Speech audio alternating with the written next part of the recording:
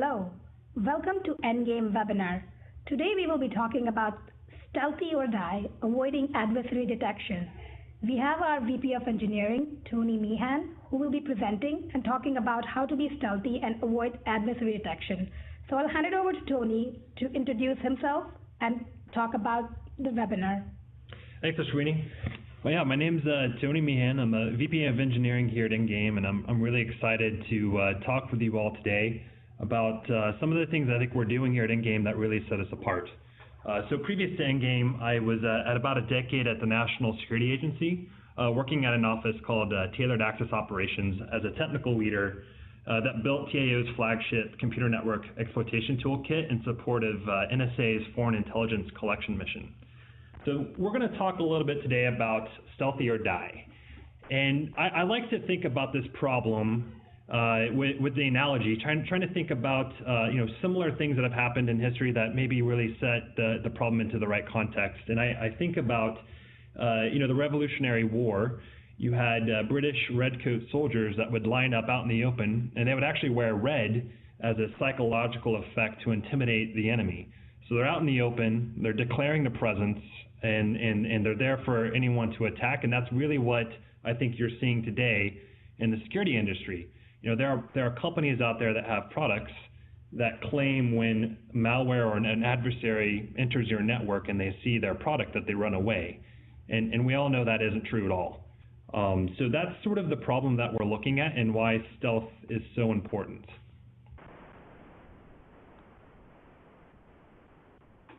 We're going to talk through the reason why stealth matters. We're going to talk a little bit about thinking like the adversary.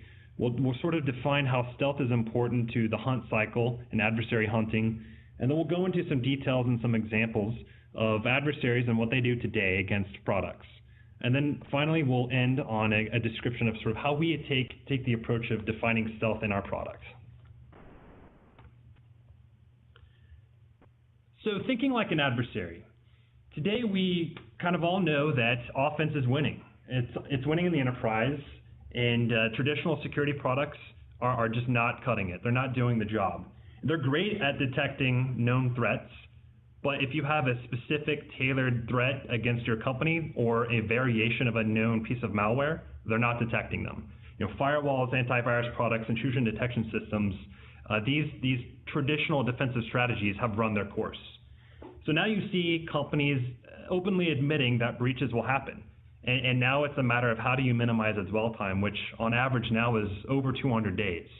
So we really need a different approach that thinks about bringing offense to the hunt and reducing that dwell time to a matter of hours. That's the fundamental goal. And the way you do that is by putting offense in your enterprise. You need to think like an adversary.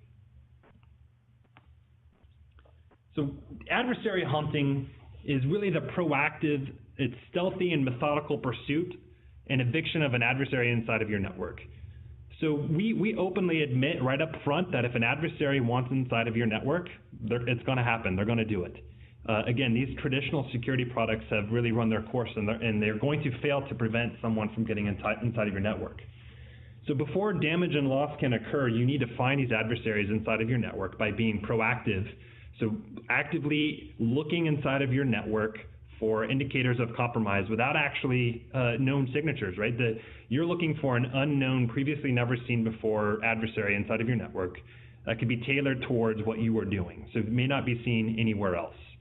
And not only do you want to detect and eliminate them, but you also want to be sort of stealthy and methodical about your process. You don't want to tip your hand to an adversary to let them know that you're there. And we'll go into some examples later that shows why that's important.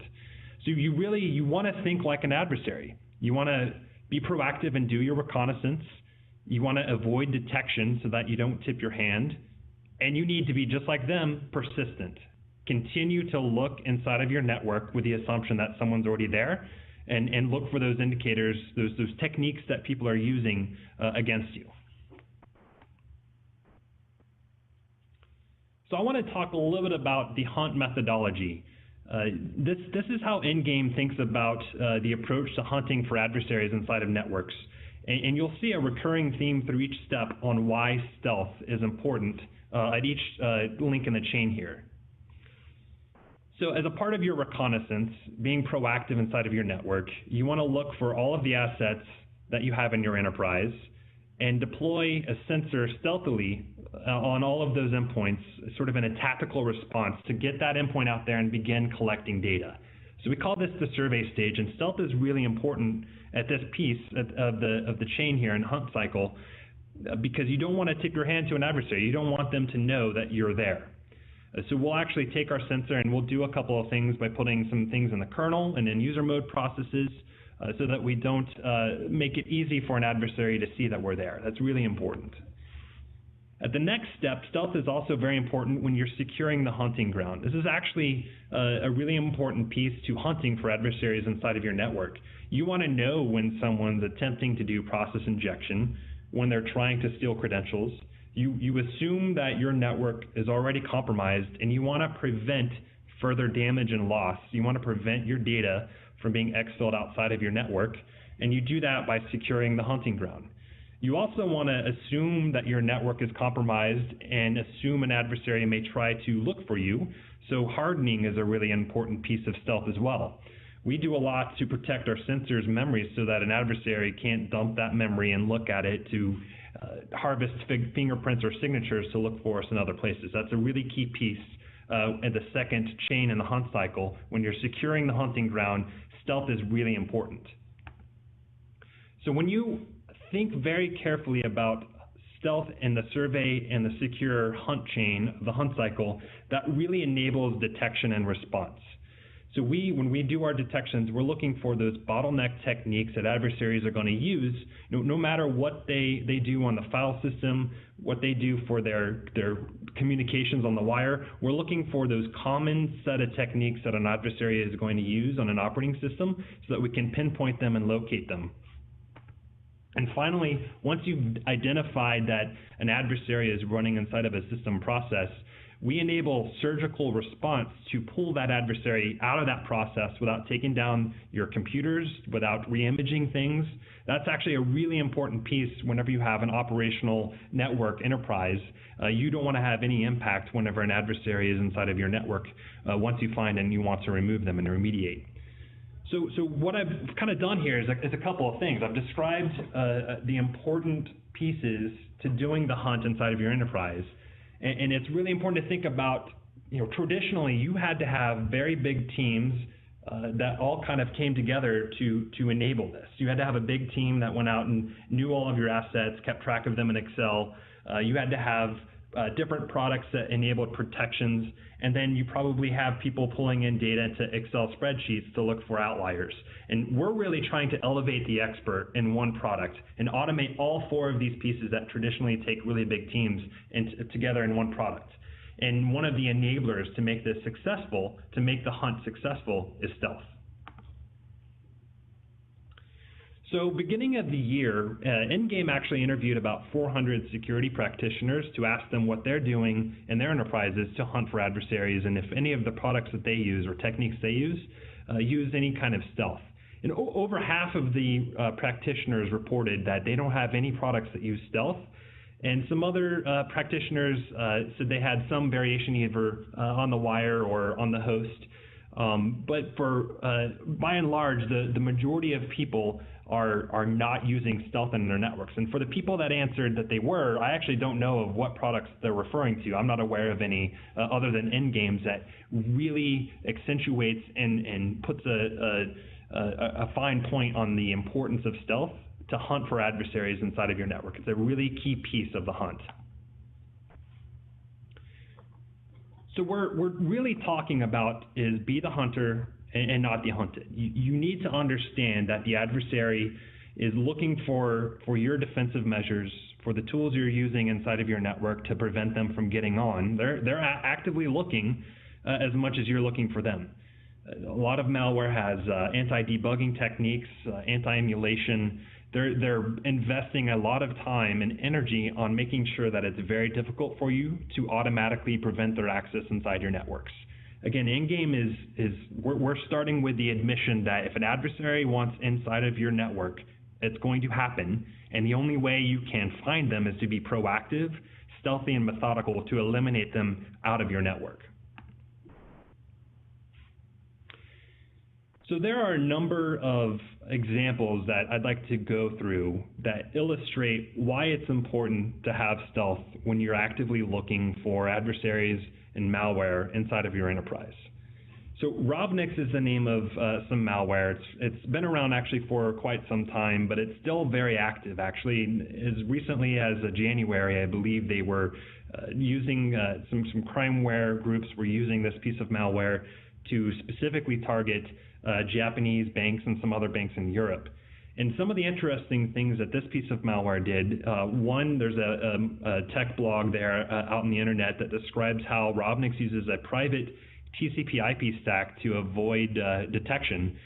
So, one of the things that products do when they're looking for malware on networks and on computers, they'll actually use the operating system's APIs to filter and look at network traffic going in and out of the computer.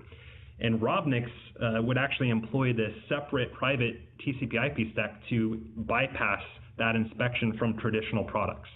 And that kind of goes back to that earlier comment that I made, that traditional security technologies have run their course. Malware is adapting and understands what they can do to avoid detection. And Robnix's private TCP/IP stack is one example of that.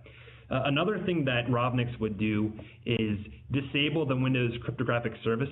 And that was the main purpose of that was to disable Windows Update and to disable any other feature on the operating system that relied upon that cryptographic service.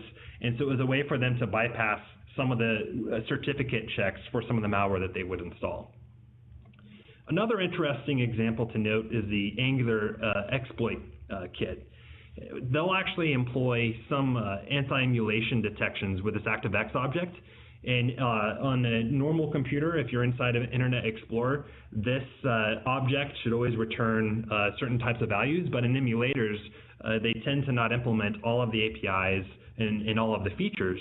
And so one of the things that malware will do, and Angular was one example, is they'll hunt and look for the specific API calls that you can make to determine whether or not it's a legitimate system or if it's someone that's trying to emulate you and they didn't have time to implement every single API. And anti-emulation and anti-sandbox defeats are very common. Other things that a malware may employ to sort of address the sandboxing defeat, they'll have either delayed or very long sleep intervals. So if an emulator times out after a certain period of time, they don't get detected. Another thing that they will do is wait for user input. There's an example of some malware that would spread via Word documents, and the execution would not occur of the malware until a user scrolled to the second page. So again, they would wait for user interaction before they would execute. So when they were run on an emulator, they actually needed a user to scroll down before they could execute and for the emulator to actually see malicious behavior. Casper is another example of malware that understands how defensive security products work today. So you've all probably installed a new version of Windows on your laptop or your computer, and when you first start it up, you'll get this pop-up from Windows Security Center that says, hey, your computer isn't protected by antivirus products, you might want to fix that. And the way that Security Center knows that you're not protected is with this antivirus product WMI class. WMI is Windows Management Instrumentation. So there's this class, this variable that exists inside of the Windows operating system that basically a defensive security product will register their name of the product, the version, whether it's up to date inside of this object, and it allows the Windows Security Center to know whether or not your computer is protected, which is great. It makes that annoying pop-up go away. You feel safer. But it's actually a huge vulnerability. You now have told any piece of malware that lands on your system that there's a product here, here's the version, here's who it is. And Casper did this. They looked for this and they took specific actions against that malware to make sure that they could continue to run on that machine. Vontera Adwares is another interesting example to discuss. This is from around 2015. And they would actually be a little bit more aggressive in their attempts at preventing a defensive security product from running on the machine. They would create these certificates with the names of companies that produce antivirus products, traditional defensive products that run on Windows machines. And they would make these certificates, they would actually install them on every single machine that they were running on inside of the Windows Untrusted Root Certificate store. So this store inside the Windows operating system is a place for admins to say, hey, let's say tomorrow we find out that there's some root certificate out there that we no longer can trust. And one admin may go through their network and update all of their machines to make sure that they put that certificate in the untrusted store. So if someone were to try to use that maliciously, it wouldn't work. Well, Vontera was very clever, and they created these root certificates, put it in the entrusted store for all of these products so that when they tried to run, they wouldn't work. They just wouldn't run because they were signed by a certificate that existed in the untrusted store. It was a very loud defeat. It would actually have a pop-up, but it was quite aggressive, but it was allowed Vontera to install and conduct their adware campaigns on a number of machines. And then another example is the Snake campaign in 2014. One of the ways that they would defeat host-based firewalls is they would inject payloads, these executables inside of browsers, in Internet Explorer, in Chrome, and they would do all of their communications to the Internet from the browser instead of some other service on your operating system. And this allowed them to bypass host-based firewalls because you would allow traffic out of your browser to some website, but maybe you wouldn't allow it to come out of some other process that runs on your machine. So it allows them to blend in on the operating system so it doesn't look unusual, and it also allows them to bypass traditional defensive host-based firewall products. And another thing to comment on in terms of what adversaries are doing today to evade detection is another thing to talk about is sort of fast flux or domain-generated algorithms. And essentially what they're doing is malware will know that if you communicate to some IP address or domain name for long enough, someone's going to notice, and they're going to mark that domain or IP as malicious on some reputation service or inside of the actual product that's running on your Windows operating system, on your machine. And so they'll be very clever, and they'll change where they call back to, either a domain name or IP address, in some pre-configured way or using some algorithm. So it's a way for them to hop from a different IP address and domain name to stay ahead of the community identifying and marking IP addresses or domain names as bad, as malicious. So again, it's really important to note that adversaries invest a lot of time understanding how we as the security community are hunting for them. And they're spending a lot of time, again, we're out in the open. We're redcoats sitting out there with our red suits telling everyone this is where we're here right now. And we fail to understand that an adversary sees that and tries to find a way around us, tries to find our blind spots. So does stealth matter? Absolutely. There are three pieces to this problem that are really important to understand.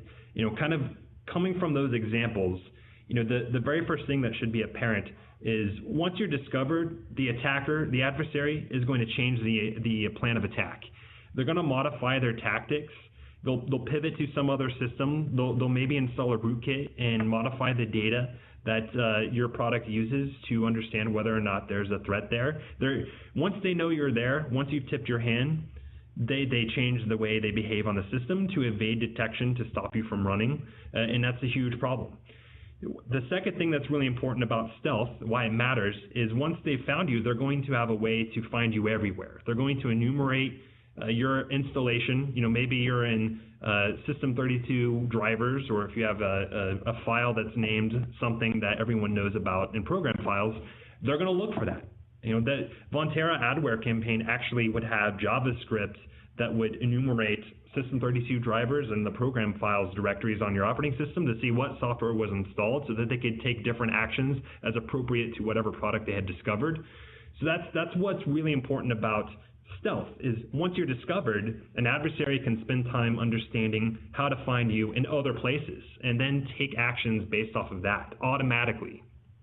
The third piece that's really important to understand is not only once they've discovered you, will they enumerate you, but if they really want access to that network, if they really want to get in, they're going to do a lot of work to understand how to get around you, how to defeat your product. So they'll take follow-on actions like stopping the installation, and that was one of the examples that we just talked about earlier, where they would install untrusted certificates on the operating system so your product just wouldn't run. It wouldn't be able to do anything. They'll also do things to disable the protections to prevent you from seeing them, or they'll hide, they'll burn and run. They'll understand where your blind spots are, and they'll move their pieces to those places so that you can't see them. And that's a huge problem. And that's why stealth is really important when you're hunting for an adversary inside of your network.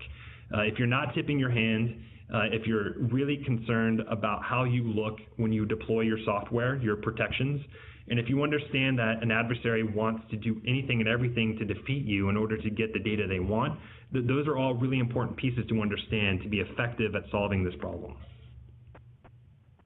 So what does Endgame do? Well, we recognize that adversaries, persistent adversaries, are going to try their best to discover you, they're going to try their best to enumerate you, and they're going to try to stop you. So we look at that problem. We define stealth as three things. The first thing that we want to do is evade detection. So we want no visible execution on an operating system. We'll inject our sensor covertly in memory inside of a legitimate process. So when an adversary comes onto the computer and they look at a process dump, they look at program files, they look at Windows System 32 drivers, they're not going to see Endgame. That's really important to make sure you're not tipping your hand to an adversary. You want them to have that false sense of security so that they do things that maybe they wouldn't in the presence of a security product. The second thing that we do is we really focus on diverse fingerprints. You want it so that when an adversary, if they do find you, it's extremely difficult to find you automatically. So the Vonterra adware, for instance, that JavaScript survey that they would do on Windows System 32 drivers, on program files, looking for known software, we want to make sure that it's very difficult for someone to write a similar survey to find us. That's really important. You want no repeatable signatures to protect all of your customers.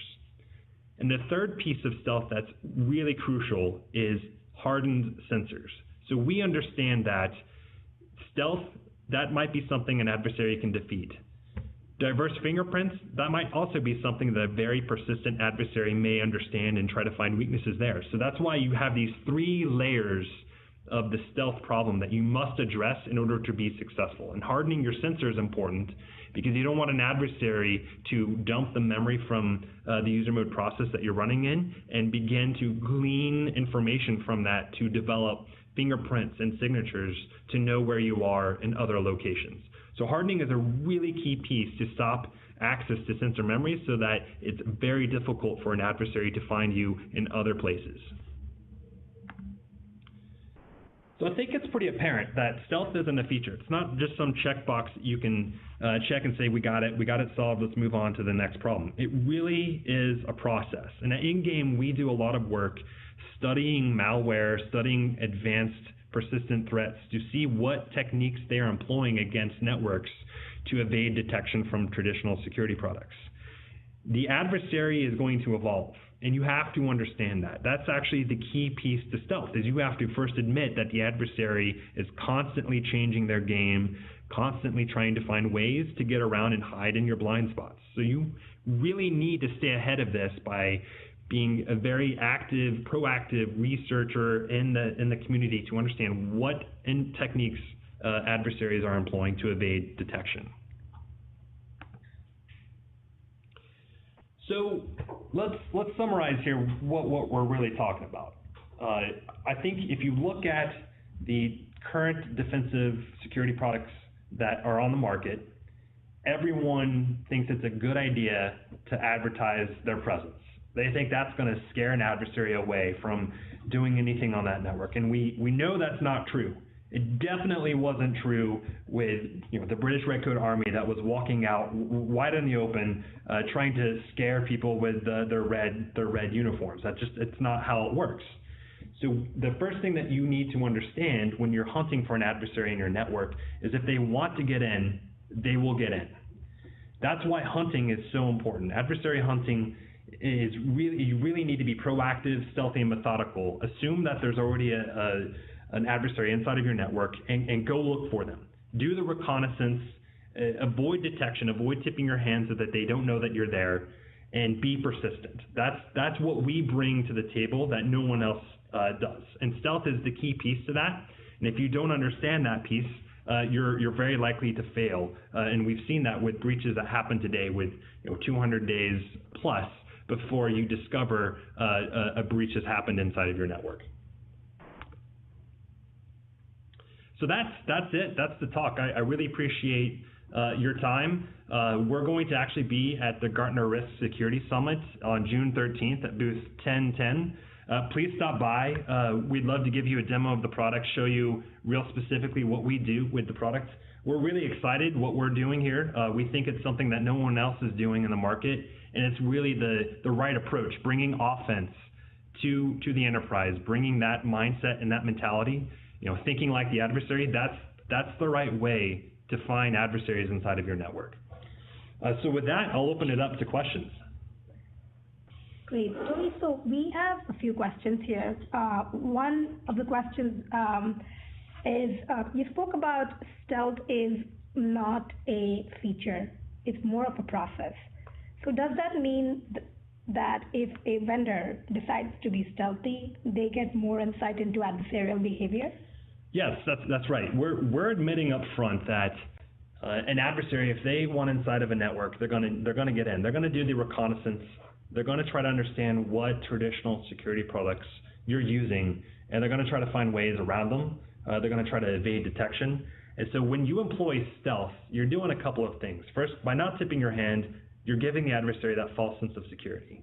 And that's really important. Another thing that we're doing with stealth, with some of our protections, like protecting the sensor and some of the other protections, you actually prevent an adversary from employing certain techniques, and you herd them out into the open, and they have to use less sophisticated techniques that are a lot easier to detect. So stealth's really important from a hunt perspective. By not tipping your hand, you give that adversary a false sense of security. You're admitting up front that traditional security products don't work, and it's really enabling you to begin finding unknown threats that could be specifically tailored for your company. Great. Here's another question here. You spoke about Endgame Stealth. Who else in the marketplace today does stealth or enables stealth in their product? I'm actually not aware of any other products that do that. When we did the survey at the beginning of the year at the SANS conference, and we interviewed 400 security practitioners about what products they're using today that employs some type of stealth, either on the host or on the wire. We had, I think, 23% say that they had some products that did that, and I'm not aware of any on the marketplace today. So it very well could be that either they maybe didn't fully understand the product they were using, or they maybe had some homegrown tools that don't necessarily elevate the expert and allow you to do the survey, the secure, detect, and the response actions that our product offers. Okay, great. And I think there's one more question here. At the beginning, you spoke a little bit about Endgame's philosophy of thinking like an adversary. You also talk about, you need to think offense. Why do you believe that's important in today's landscape? Yeah, I think it's really important to think about that. It's a good question. The traditional security products that you set and forget, they're really good at detecting, kind of malware that's very pervasive, that's not specifically targeted or tailored at your company. So you have crimeware or adware that their main objective is to get to as many systems as they possibly can. And if you find them in your network, you probably don't need to be too alarmed by it because they're not targeted after you. And I think the reason why it's important to think bring offense to the table, the reason why I think that's important is because you really care about that smaller percentage of malware that's targeted at you. And so that there's some sentient, persistent human on the other side of that tool that wants your data. And they're not going to be like that 80% just spray and pray kind of malware. They're specifically doing recon against you to understand what you do now to prevent malware from coming in, and they're going to work around that. And if you don't bring offense to the table, you fail to recognize that. You fail to understand that that's what the adversary is trying to do to you. So you have to admit up front that the adversary is going to get in. They're going to bypass your security. They're going to bypass your traditional the network IDS tools, your firewalls, your antivirus, and they're going to get in. So bringing offense to the table and thinking like the adversary and being proactive, being stealthy, being methodical, that allows you to go in sort of under the radar, look around your network, and begin hunting them. Let's turn the map around and let's not be the guy that gets hunted. Let's actively look and hunt for the adversary inside of our network, and let's kind of put it to them. I mean, I think that's really what we're saying here. Like if you have a product that's sitting out there on your network now and is looking for signatures and known indicators of compromise, again, like I said, you're really kind of just getting that 80% of the problem that may not be specifically targeted at you. And so we want to focus on the harder problem. We want to know how do we find that sophisticated sentient adversary inside your network, and you do that by bringing offense to the table, using stealth, being proactive, and being persistent, just like the adversary. Great. We have one more question from the audience here. What is an example of tipping your hand to an attacker during an investigation, and how would stealth mitigate that?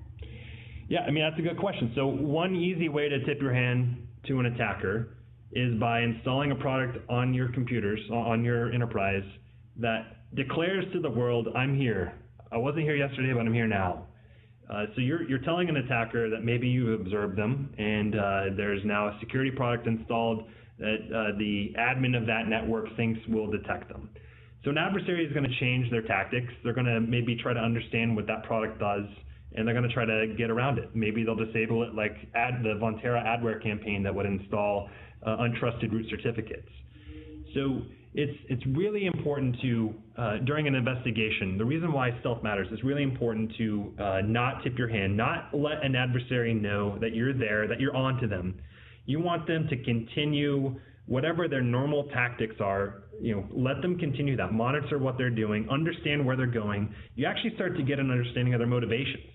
You can kind of watch where they may be going, what data they're after, and if you want, you can secure the hunting ground and prevent further damage and loss, or you can continue to monitor their TTPs to see what things they're after, understand their motivations. That may even tell you where they're coming from. And then at some point, you're going to want to remediate and respond, and that's what the product does. So stealth enables that. They don't know you're there, and all of a sudden they're gone. And from their perspective, when that happens, they don't actually normally, they may not assume that it was a security product that did it. They may assume that their tools they have been using for a long time are now broken. So stealth's a key piece that really allows you to surprise the adversary inside your network. You're not coming in loud, you're not wearing a red coat, you're not trying to intimidate anyone. You're really trying to go in quiet, kind of be steady and monitor the situation, see the motivations, see what they're trying to do. And once you understand everything you need to understand, take action, respond, surgically remove them, and have no impact on your operations. Great. Thank you, Tony. I believe those were all the questions from the audience. As Tony mentioned, we will be at the Gartner Risk and Security Summit, booth 1010. Please stop by for a product demo to learn more about Endgame and ask us any questions about stealth. Great, thank you everyone. I really appreciate the time. Yeah, come see us at the demo and at the summit, and we'd love to show you more. Great, thank you. Thank you.